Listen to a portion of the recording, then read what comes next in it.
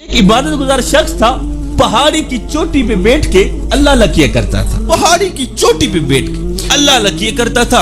اس کے پاس ایسی جگہ سے روٹی آتی تھی، ایسی جگہ سے کھانا آتا تھا جہاں سے اس کو کوئی وہم و گمان بھی نہیں ہوتا تھا۔ روٹی آتی تھی وہ کھا لیتا تھا، پھر اللہ اللہ کرنا شروع کر۔ وقت گزرتا رہا، ایک دن اللہ کا کرنا ایسا ہوا روٹی نہ آئی، بندہ پریشان ہو گیا، یار کہیں سے روٹی آ جاتی تھی میں کھا لیتا تھا، خیر تو یہ شام ہو گئی روٹی نہیں کہ بلا رات پوری اس نے بھوک میں گزار دی، صبح ہوئی پھر بھی روٹی نہ آئی۔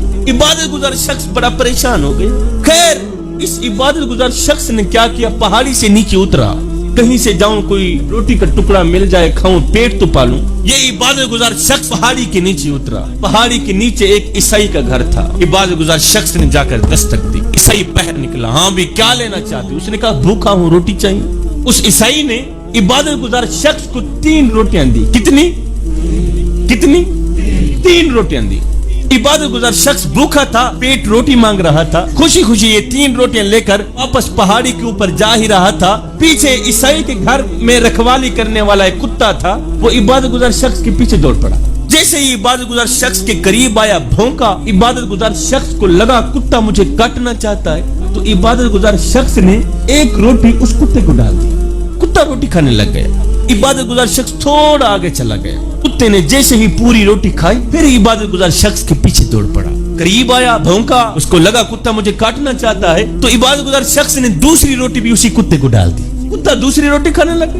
عبادت گزار شخص تھوڑا آگے چلا گیا، کتے نے جیسے ہی روٹی کھائی دوسری، پھر عبادت گزار شخص کے پیچھے دوڑ پڑا، اس کو لگا کتا مجھے پھر سے کاٹنا چاہتا ہے، تو عبادت گزار شخص نے تیسری روٹی بھی اسی کو ہی ڈال دی، روٹی کھانے لگ گیا۔ عبادت گزار شخص تھوڑا آگے چلا گیا، روٹی کھانے کے بعد یہ کتا پھر عبادت گزار شخص کے پیچھے دوڑ پڑا، وہ عبادت گزار شخص کو لگا کتا مجھے پھر سے کاٹنا چاہتا ہے، تو عبادت گزار شخص بول ہی پڑا کتے تجھے شرم نہیں آتی؟ اور تیرے مالک کے بوئے سے، تیرے مالک کے دروازے سے مجھے 3 روٹیاں ملی تھی، وہ تینوں کی تینوں میں نے تجھے ہی ڈال دی ہیں، اس کے باوجود بھی تو مجھے کاٹنا چاہتا ہے، کچھ تو شرم کر۔ وہ عیسائی تیرا مالک ہے، اس کے بوئے سے مجھے 3 روٹیاں ملی تھی، تینوں کی تینوں میں نے تجھے ڈال دی، اس کے باوجود بھی تو مجھے کاٹنا چاہتا ہے، اور کچھ تو شرم کر۔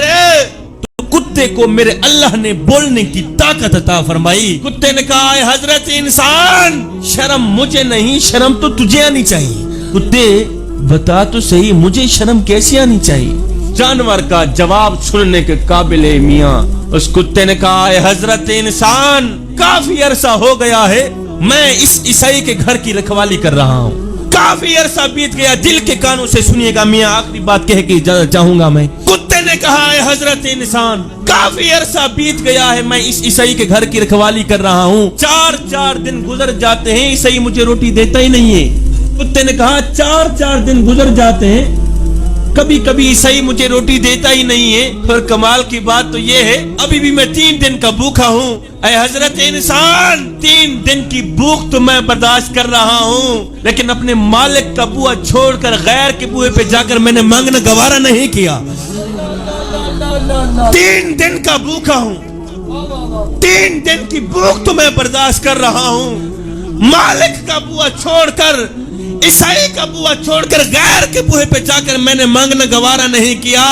اور کتنا نادان ہے تو، اپنے کریم رب کا بوئا چھوڑ کر عیسائی کے بوئے پہ آ گیا ہے روٹی مانگنے کے لیے۔